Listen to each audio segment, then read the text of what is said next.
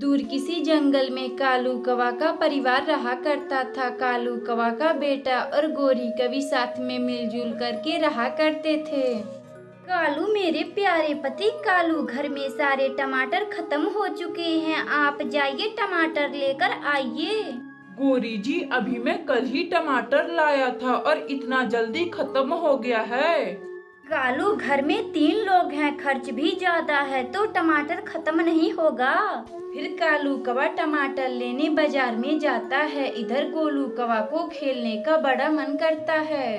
मम्मा, मेरे सभी दोस्त बाहर खेल रहे हैं, क्या मैं भी खेलने जाऊं? गोलू, तुम पहले अपना होमवर्क करो, तभी मैं तुम्हें खेलने जाने दूंगी। मम्मा, मुझे जाने दो, मैं खेल कर आऊंगा तो अपना होमवर्क कर लूंगा। कालू कौवा का बेटा गोलू कौवा खेलने अपने दोस्तों के पास जाता है। इधर कालू कौवा टमाटर खरीद रहा था। बंटी भाई, अरे ओ बंटी भाई, टमाटर कैसे भाव दे रहे हो? कालू भाई, टमाटर 30 रुपए किलो है। तुम मेरे अपने आदमी हो तो मैं तुम्हें 25 रुपए लगा दूंगा। अच्छा ठीक है बंटी भाई, तुम मुझे 2 किलो टमाटर तौल कर दे दो। बंटी कबूतर कालू कौवा को 2 किलो टमाटर तौलकर दे देता है। फिर कालू कौवा पैसे देकर अपने घर आता है। गोरी जी, यह लीजिए टमाटर, सब्जियों में थोड़े थोड़े ही डालिएगा, बाजार में काफी महंगे हो चुके हैं यह टमाटर। कालू जी, क्यों ना हम लोग अपने जमीन पर टमाटर की खेती करते हैं। जी वाह, क्या आइडिया दी है, मैं कल ही जाकर अपने खेत में टमाटर का पौधा लगा दूंगा। कालू कौवा का परिवार खाना खाकर सो जाता है। अगली सुबह कालू कौवा बाजार से टमाटर का पौधा लाकर अपनी खेत में लगा देता है। इसी तरह दिन गुजर रहे थे। अब कालू कौवा का टमाटर की खेती काफी बड़ी हो चुकी थी। गोरी जी, आपके पास कुछ पैसे हो तो मुझे दे दे, मुझे टमाटर की खेती में खाद डालनी है। कालू जी, मेरे पास एक भी पैसे नहीं है सिवा इस मंगलसूत्र के जो आपने मेरी शादी पर मुझे दिया था। गोरी जी, आप मुझे इस मंगलसूत्र को दे दे, मैं इसे गिरवी रखकर खेत में खाद डाल दूंगा। फिर गोरी कवि अपना मंगलसूत्र कालू कौवा को दे देती है, जिसे लेकर कालू कौवा उल्लू सेठ के पास जाता है। उल्लू सेठ जी, यह रहा मेरी पत्नी गोरी कवि का मंगलसूत्र, इसे गिरवी रखकर मुझे आप कुछ पैसे दे दें। उल्लू सेठ फिर कालू कौवा को पैसे दे देता है। कालू कौवा अपनी पत्नी गोरी कवि का मंगलसूत्र उल्लू सेठ को दे देता है और खाद लाकर अपनी खेत में डाल देता है। कालू जी, 1 महीने हो गए, अपना टमाटर काफी बड़ा हो चुका होगा, आप सभी टमाटरों को तोड़कर बेच दीजिए। गोरी जी, हाँ क्यों नहीं, मैं अभी जाता हूँ और अपने टमाटरों को बाजार में बेच आता हूँ। कालू कौवा फिर अपनी टमाटर की खेती में जाता है। अरे यह तो टमाटर की फसल रंग ला दी, इसे बेचकर मैं अपनी पत्नी गोरी कवि का मंगलसूत्र भी छुड़ाऊंगा।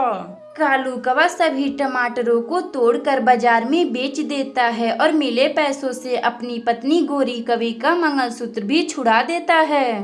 कालू जी, बहुत खूब, आपने जो मेरा मंगलसूत्र छुड़वा कर लाए हैं। कालू कौवा और गोरी कवि टमाटर की खेती करके खुशी खुशी रहने लगते हैं। अगर आपको यह कहानी अच्छी लगे तो वीडियो को लाइक करें और चैनल को सब्सक्राइब करें और बेल आइकन को दबाना ना भूलें।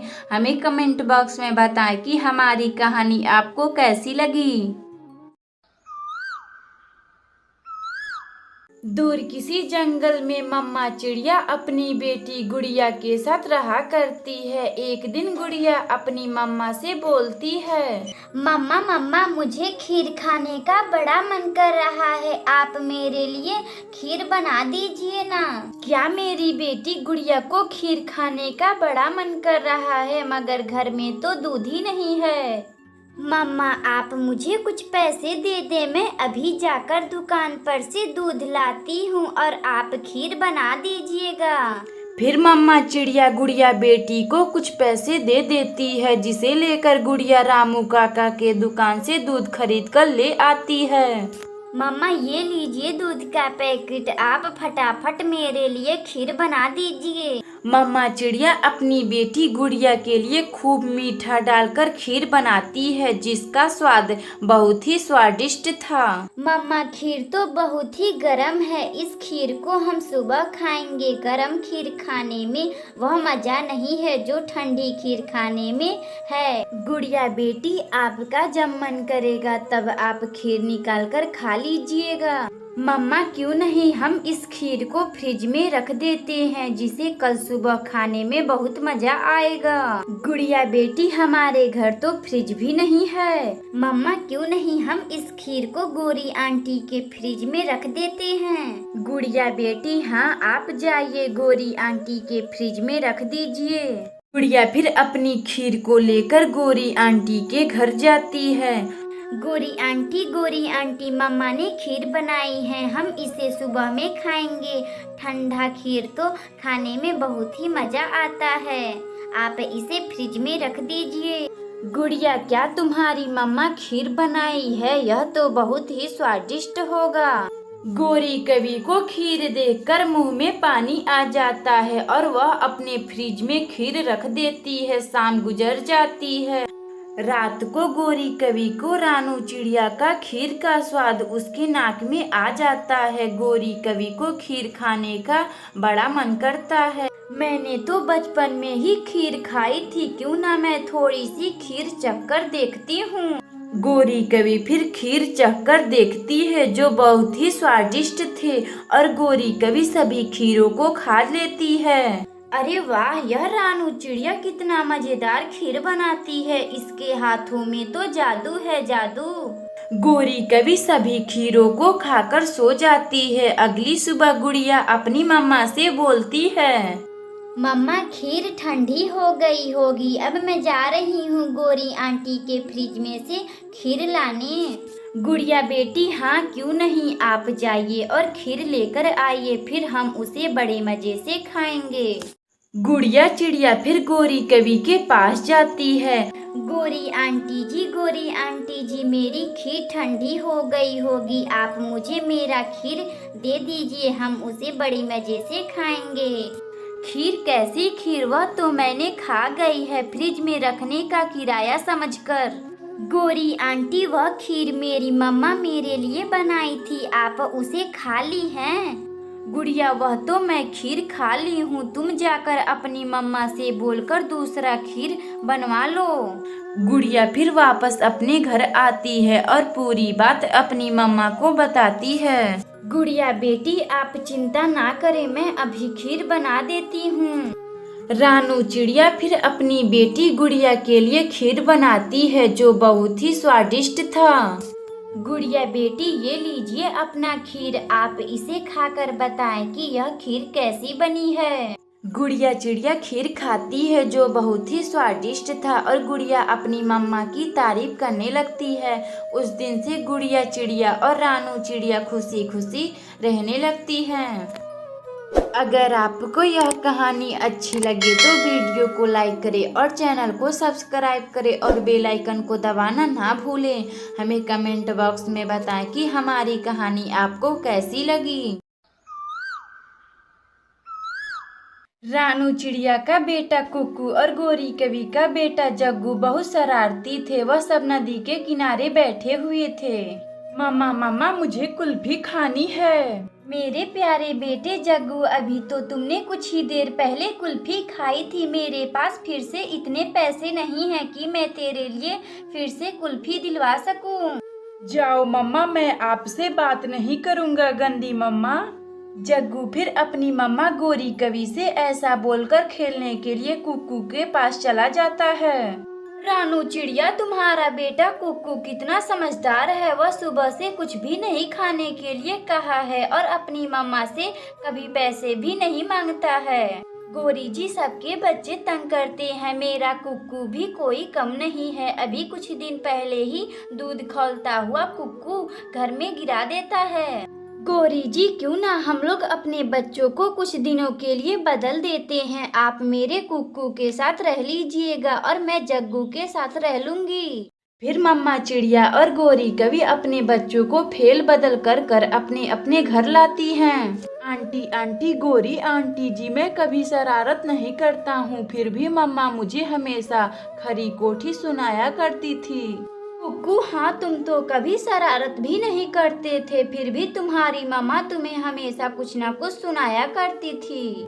आंटी आंटी गोरी आंटी जी, मुझे बहुत जोरों की भूख लगी है, कुछ खाने को हो तो मुझे दे दीजिए ना। कुकू तू रुक, मैं अभी तेरे लिए जंगल में से जाती हूँ और कुछ सेव तोड़कर ले आती हूँ। फिर गोरी कवि कुकू का मनपसंद सेव लाने निकल जाती है। इधर रानू चिड़िया जग्गू से बातें कर रही थी। जग्गू, तुम तो बिल्कुल चुपचाप से हो, फिर भी तुम्हारी मम्मा तुम्हें शरारती बोलती हैं। रानू आंटी, मेरी मम्मा हमेशा मुझ पर डांट लगाया करती थी, कभी कभी तो बोलती हैं शरारत नहीं बंद करेगा तो मैं तुम्हें जंगल में छोड़ आऊंगी। जग्गू, तुम अपनी मम्मा का चिंता मत करो, अब तुम कुछ दिनों तक मेरे साथ रहोगे, यहाँ पर हम लोग खूब मजे करेंगे, मैं जा रही हूँ दाना लाने। रानू चिड़िया फिर दाना लाने अपने खेतों में चली जाती है। इधर जग्गू को मस्ती करने का मन करता है। जग्गू मटका का भरा हुआ पानी घर में डाल देता है। राजू कबूतर, अब मैं चलती हूँ, जग्गू मेरा इंतजार कर रहा होगा। जग्गू, वह क्यों? लेकिन तुम्हारे बेटे का नाम तो कुकू है ना? कबूतर भैया, हम और गोरी कवि बच्चों को फेल बदल किए हैं, कुछ दिनों तक जग्गू मेरे पास रहेगा और कुकू गोरी कवि के पास रहेगा। फिर मम्मा चिड़िया दाना लेकर अपने घर आती है तो वह बोलती है, पानी, यह पानी कहाँ से आ गया? ही, रानू आंटी भीग गई। जग्गू, यह तुमने क्या किया है? रानू आंटी सॉरी, मुझे माफ कर दे, अब मैं कभी ऐसा नहीं करूँगा। जग्गू रानू चिड़िया से झूठी माफी मांग लेता है। इधर कुकू को भी मस्ती करने का बड़ा मन कर रहा था। पापड़ ले लो पापड़, पापड़ ले लो पापड़। कुकू को भी पापड़ खाने का बड़ा मन करता है। गोरी आंटी भी नहीं है, अब मैं पापड़ कैसे खाऊंगा? अभी कुकू को गोरी कवि का साड़ी दिखाई देता है, वह उसे लेकर जाकर पापड़ वाले को दे देता है और पापड़ खरीद लेता है। इतना मजेदार है यह, खाने में बहुत ही अच्छा लग रहा है यह पापड़। तभी कुछ ही समय बाद गोरी कवि आती है और अपने साड़ी को ना देखकर कुकू से पूछती है, कुकू तुमने यह क्या किया? तुमने मेरी साड़ी बेचकर पापड़ खा लिया। इसी तरह कुछ दिन तक चलता रहा। फिर गोरी कवि कुकू को हार मानकर उसके घर पहुंचा देती है और जग्गू को अपने घर ला लेती है। दोनों बच्चों अपनी मम्मा के साथ खुशी खुशी रहने लगते हैं। अगर आपको यह कहानी अच्छी लगे तो वीडियो को लाइक करें और चैनल को सब्सक्राइब करें और बेल आइकन को दबाना ना भूलें। हमें कमेंट बॉक्स में बताएं कि हमारी कहानी आपको कैसी लगी।